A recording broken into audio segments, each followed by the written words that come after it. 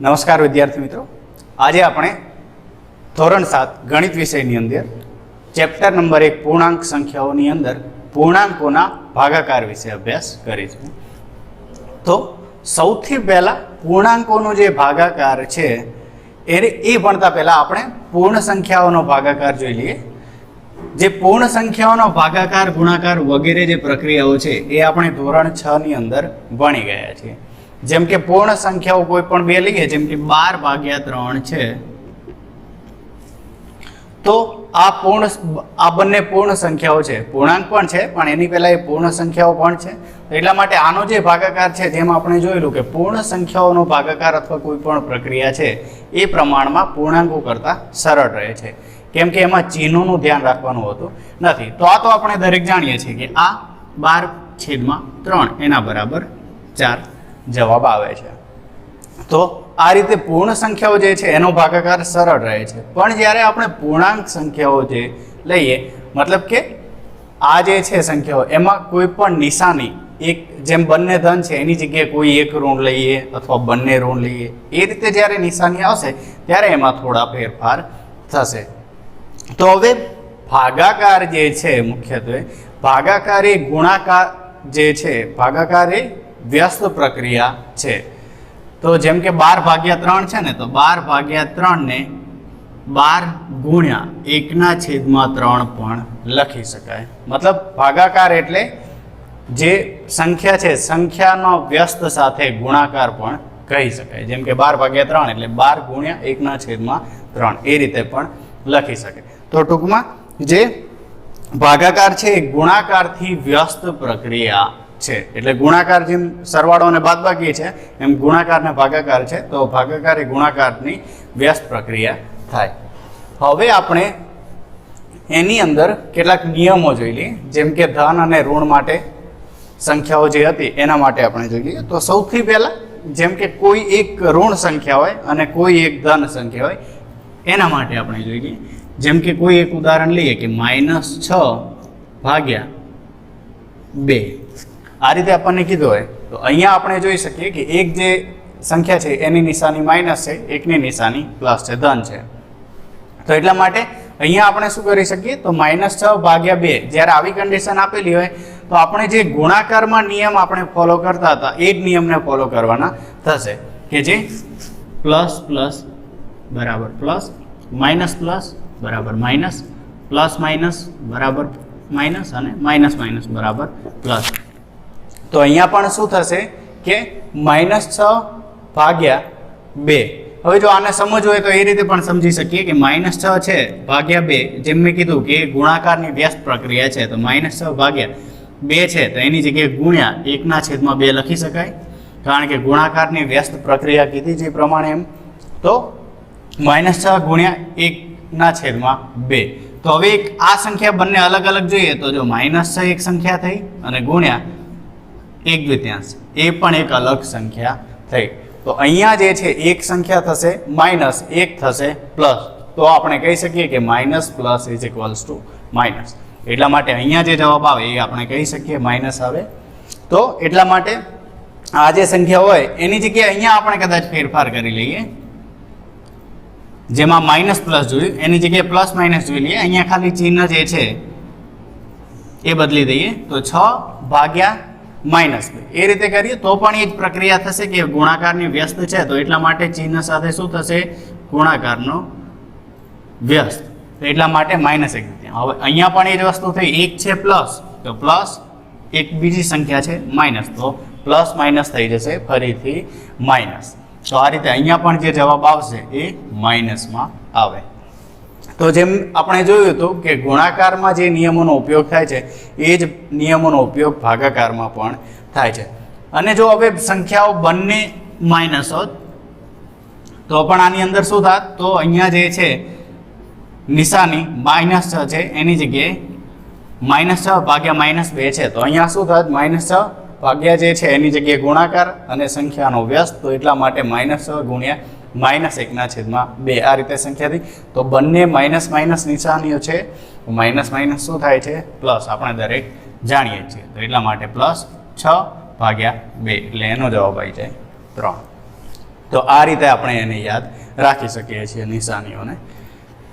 બીજી રીતે એને જોવું હોય તો પણ આપણે જોઈ શકીએ, અથવા યાદ રાખવા માટે આપણે શું કરવાનું કે જ્યારે એક સંખ્યા પ્લસ ને એક સંખ્યા માઇનસ હોય, જેમ કે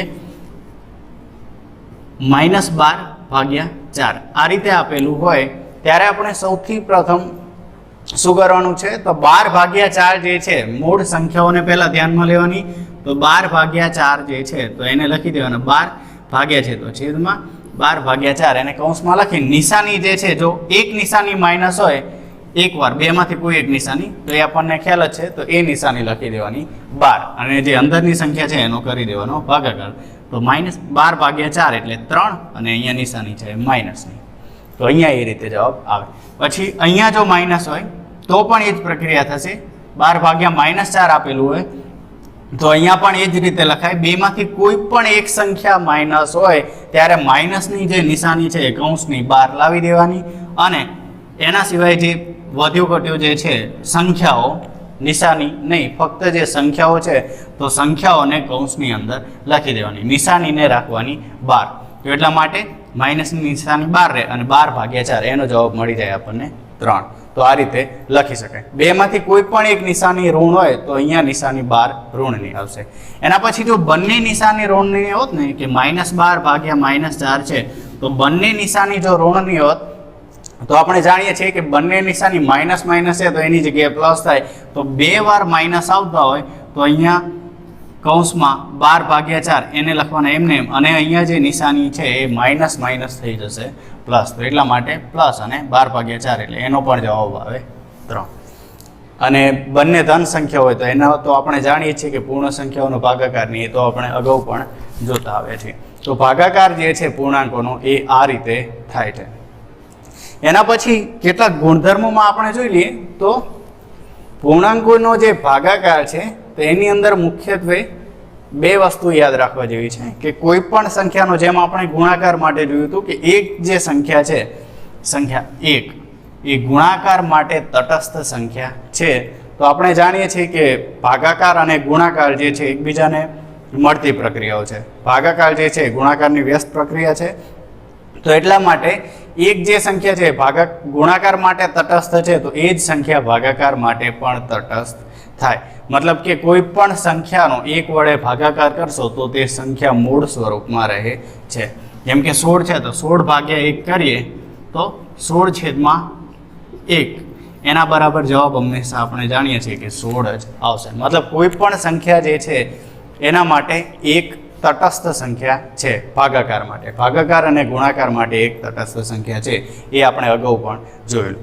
એના પછી સંખ્યા 0 જે છે કોઈ પણ સંખ્યાનો આપણે જોયું હતું 0 વડે ગુણાકાર શક્ય છે, પણ કોઈ પણ સંખ્યાના ભાગાકારમાં શૂન્ય આવે નહીં, કારણ કે છેદમાં શૂન્ય એ વ્યાખ્યાયિત કરવામાં આવ્યો નથી. તો એટલા માટે આપણે શૂન્ય જે છે એને અંશમાં લખી શકીએ પણ શૂન્યને છેદમાં લખવામાં આવતા નથી.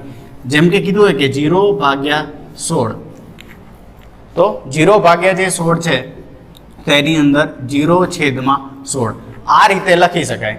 પણ એનો જવાબ જે છે આપણે દરેક જાણીએ છીએ કે કોઈ પણ જે સંખ્યા છે શૂન્યના છેદમાં આવે તો હંમેશા એનો જવાબ જે છે શૂન્ય જ આવશે. મતલબ 0ના છેદમાં કોઈ પણ રકમ આવે તો એનો જે જવાબ છે એ હંમેશા શૂન્ય જ આવશે. તો એને 0/16 મતલબ 0/16 આ રીતે લખી શકાય, પણ એને 16/0 લખી શકાશે નહીં, કારણ કે 16/0 આ રીતે વ્યાખ્યાયિત કરવામાં આવ્યું નથી. તો એટલા માટે ક્યારેય પણ ભાગાકારમાં છેદમાં શૂન્ય આવશે નહીં, એ યાદ રાખવું. તો આ જે છે પૂર્ણાંક સંખ્યાઓના ભાગાકાર અને એના ગુણધર્મો, ખાસ ગુણધર્મો જે છે એ આપણે જોયા. હવે આપણે એના કેટલાક દાખલા જોઈ લઈએ સ્વાધ્યાય 1.4. તો સ્વાધ્યાય 1.4 ની અંદર પહેલા પ્રશ્નમાં શું કીધું છે કે નીચે આપેલા દરેકનો જવાબ લખો. તો હવે એની અંદર આપણે દાખલાઓ જોઈએ. તો સૌથી પહેલા એ જોઈ લઈએ, જે આપણે નિયમો જોયા એ જ પ્રમાણે અભ્યાસ કરતા જવાનું છે અને એ જ પ્રમાણે દાખલો ગણતા જઈશું અને જવાબ લખી દઈશું. તો અહીંયા શું કીધું છે કે -30/10. તો -30/10 જે છે તો એની અંદર માઇનસ જેમ મેં કીધું એ પ્રમાણે નિશાની જે છે માઇનસની એ 12 રહેશે, કારણ કે બેમાંથી એક જ નિશાની માઇનસ છે, એટલા માટે માઇનસ નિશાની 12, અને જે કૌંસની અંદર 30/10 આપેલી છે બંને સંખ્યાઓ 30/10 એને લખી દઈએ તો માઇનસની નિશાની 12 અને 30/10, આના બરાબર માઇનસ અને 30/10 એ આપણે દરેક જાણીએ છીએ કે એનો જવાબ આવે 3, એટલા માટે એનો જવાબ થઈ ગયો -3. એની એ રીતે બી માટે પણ કે 50/-5, તો પહેલાં આપણે લખી દઈએ 50/5, એને કરી દઈએ કૌંસ, અને અહીંયા પણ આપણે જોઈ શકીએ છીએ કે એક છે પ્લસ એક છે માઇનસ, મતલબ એક પ્લસ ને એક માઇનસ છે, માઇનસની નિશાની એક વાર, તો એટલા માટે માઇનસને આપણે કૌંસની બહાર લખીશું. 50/5 એટલે 10 અને નિશાની માઇનસ, તો એટલા માટે -10 થઈ ગયો એનો જવાબ. સી જોઈ લઈએ -36/-9. હવે અહીંયા આપણે જોઈ શકીએ છીએ, પહેલાં લખી દઈએ 36/9, પણ અહીંયા આપણે જોઈ શકીએ છીએ કે બંને જે નિશાની છે એ 2 વાર માઇનસની છે, બંને નિશાની છે માઇનસની, તો અહીંયા માઇનસ છે, અહીંયા માઇનસ છે, એટલા માટે જેમ આપણે અગાઉ ભણ્યા ને આપણે જોયું એ પ્રમાણે કે માઇનસ જે છે એ નિશાની થઈ જાય છે પ્લસ, તો એટલા માટે પ્લસ અને 36/9 એટલે 4, તો +4 ને જનરલી આપણે 4 લખી શકીએ છીએ. અહીંયા જોઈ લઈએ ઈ માટે કે 13/-2 + 1, તો એના માટે પણ શું થશે, તો 13 આપણે સૌ પહેલાં જાણીએ છીએ કે પહેલાં કૌંસનું સાદુરૂપ આવશે, તો -2 + 1 આનું સાદુરૂપ આપણે આપવું પડશે, તો એટલા માટે 13 કૌંસનું સાદુરૂપ પહેલાં આપી દઈએ -2 + 1, એક સંખ્યા માઇનસ છે, એક સંખ્યા છે પ્લસ, તો શું થાય, આપણે જેમ ફર્સ્ટ લેક્ચરની અંદર જોયું હતું કે એક સંખ્યા માઇનસ હોય, એક સંખ્યા પ્લસ હોય ને એ બેનો સરવાળો કરવાનો હોય તો મોટામાંથી નાનું બાદ થાય અને નિશાની મોટાની, તો 2માંથી 1 બાદ થશે એટલે આવે 1 અને નિશાની મોટાની, તો મોટો છે 2 એટલા માટે નિશાની આવશે માઇનસની, તો એટલા માટે અહીંયા જે સંખ્યા આવશે એ થઈ જશે -1, તો 13/-1 થયું. તો હવે ફરીથી આપણે ભાગાકારની ક્રિયા કરવી પડશે, તો એટલા માટે 13/1 લખી દઈએ પહેલાં, તો 13/1, અને 2માંથી એક જ નિશાની માઇનસની છે, તો એટલા માટે એક પ્લસ છે એક માઇનસ છે, તો પ્લસ માઇનસ થઈ જશે માઇનસ, તો એટલા માટે 13/1 એટલે જવાબ આવે 13 નિશાની માઇનસ. તો આ રીતે જે છે આપણે A, B, C અને E જોયા. હવે આપણે 1.4ના બીજા દાખલા આગળ જોઈ લઈશું. હવે આપણે દાખલા સ્વાધ્યાય 1.4ના જે પ્રશ્ન નંબર 1 હતો એના અગાઉના દાખલા જોઈ લઈએ. તો અહીંયા શું કીધું છે, F 0/12. હવે 0/12 ને આપણે 0/12 આ રીતે લખીએ.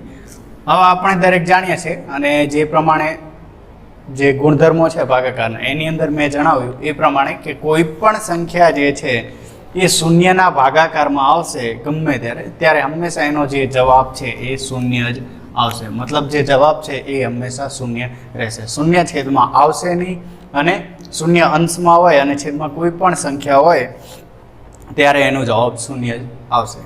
એના પછી જોઈ લઈએ જીમાં શું કીધું છે કે -31/-30 + -1, તો સૌથી પહેલાં એના માટે શું કરીએ કે -31 ને રાખીએ એમને એમ, અને ભાગ્યા જે કૌંસમાં છે એનું સાદુરૂપ આપી દઈએ, તો અહીંયા થશે કે -30, અને અહીંયા પ્લસ માઇનસ છે તો પ્લસ માઇનસ જે સાઇન છે એ બદલાઈ જશે, તો પ્લસ માઇનસ થઈ જશે માઇનસ, તો -1.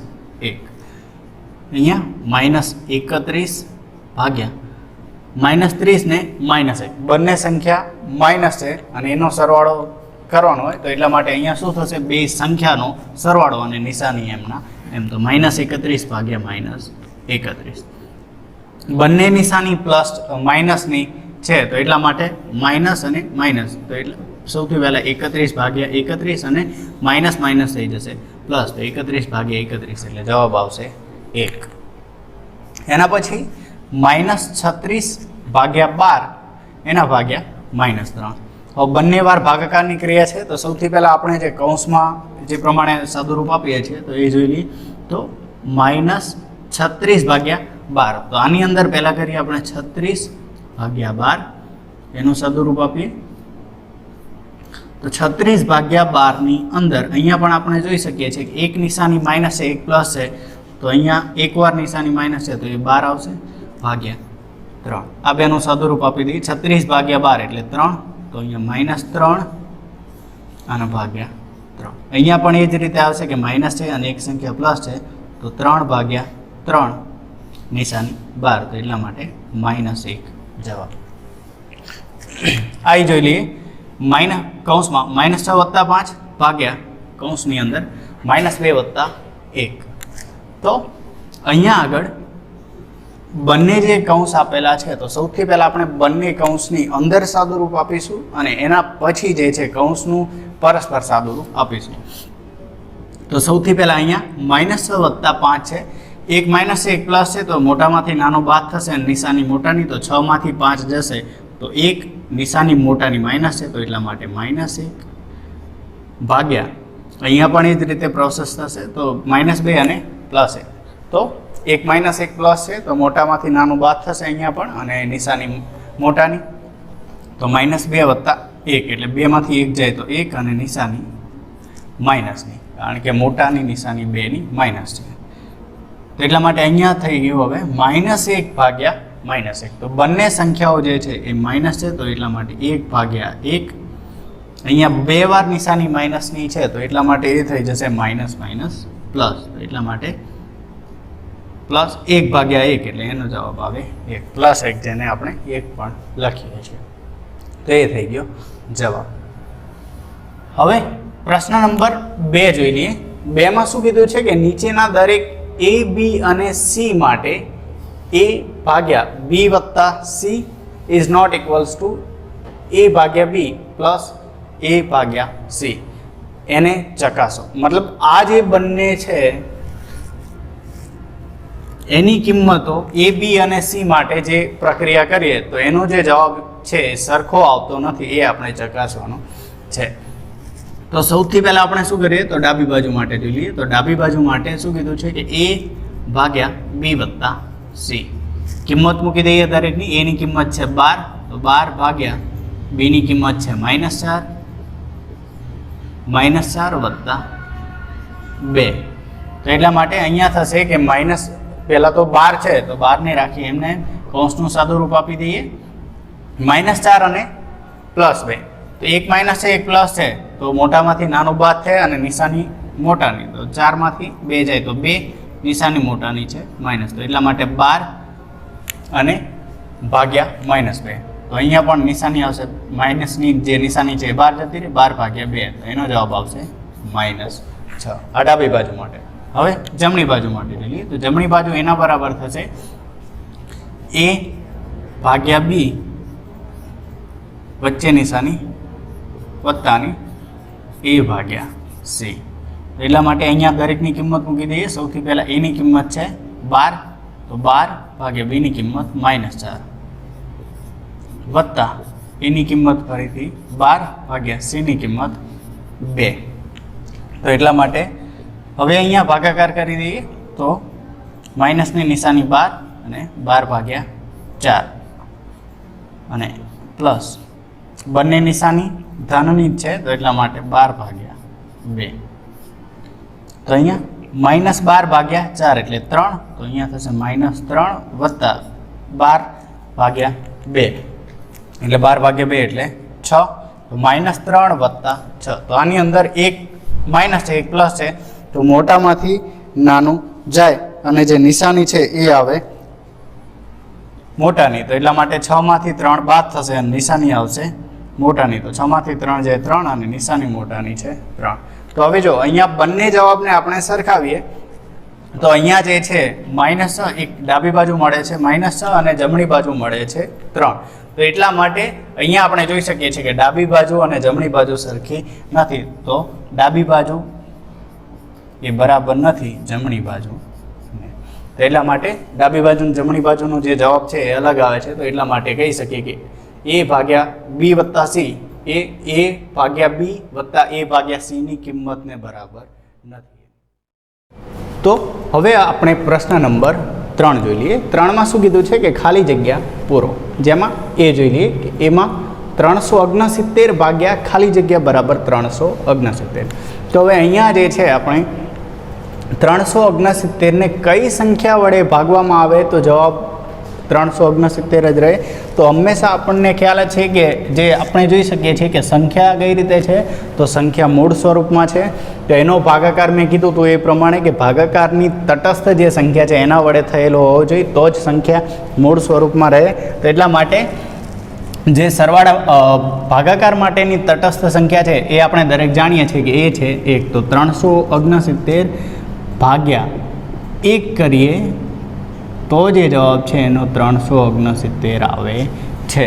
હવે નિશાની જોઈ લઈએ. તો જે નિશાની છે બંનેમાં ધન જ છે, તો એટલા માટે અહીંયા પણ જે નિશાની છે એ બંનેની ધન જ આવે. તો એટલા માટે અને કારણ લખી દઈએ કે કારણ કે a ભાગ્યા 1 બરાબર a. તો આ રીતે એનો જવાબ મળી જાય છે કે 369 ભાગ્યા 1 કરીએ તો એનો જે જવાબ છે એ મૂળ સ્વરૂપમાં રહેશે.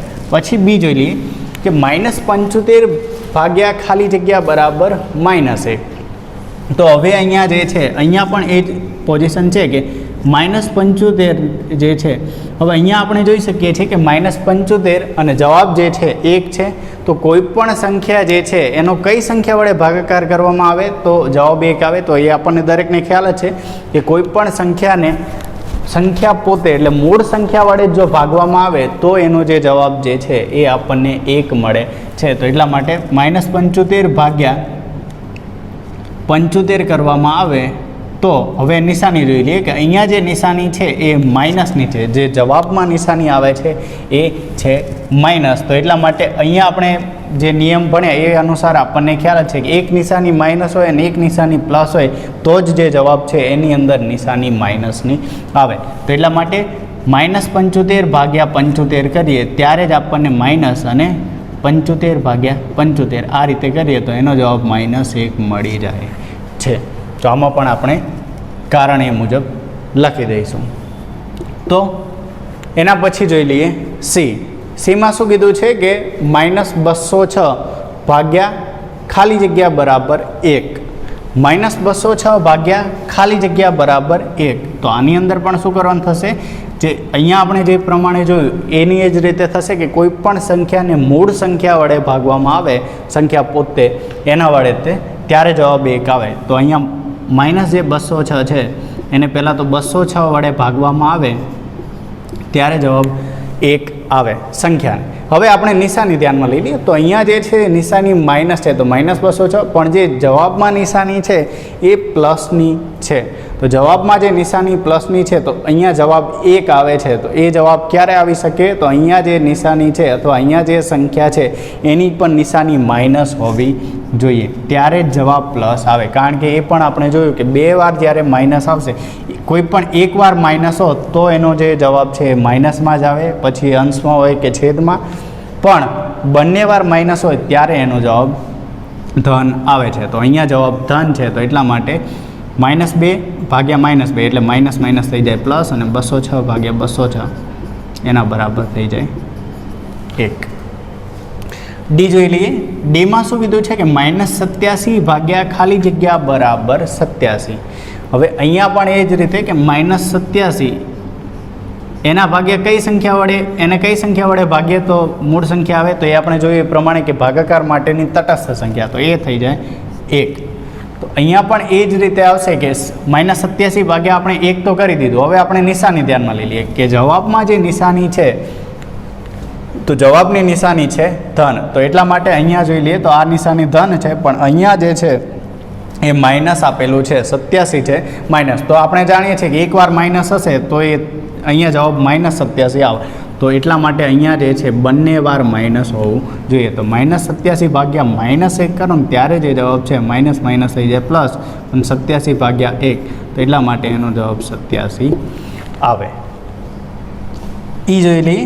એમાં શું કીધું છે ખાલી જગ્યા ભાગ્યા 1 બરાબર -87.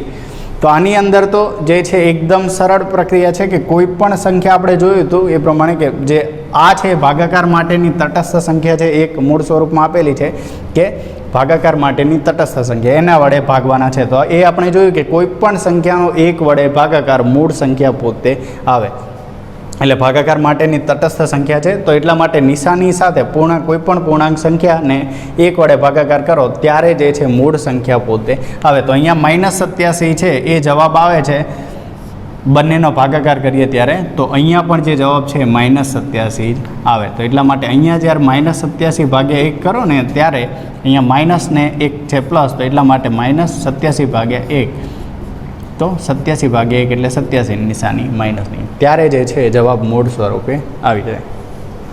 અને જોઈ લઈએ જી, તો જીમાં શું કીધું છે કે 20 ભાગ્યા ખાલી જગ્યા બરાબર -2. તો અહીંયા પણ જે છે 20 ભાગ્યા, હવે 20ને જે છે કઈ સંખ્યા વડે ભાગતા જવાબ 2 આવે, તો એ આપણે દરેક જાણીએ છીએ કે 20ને 10 વડે ભાગતા જવાબ 2 આવે.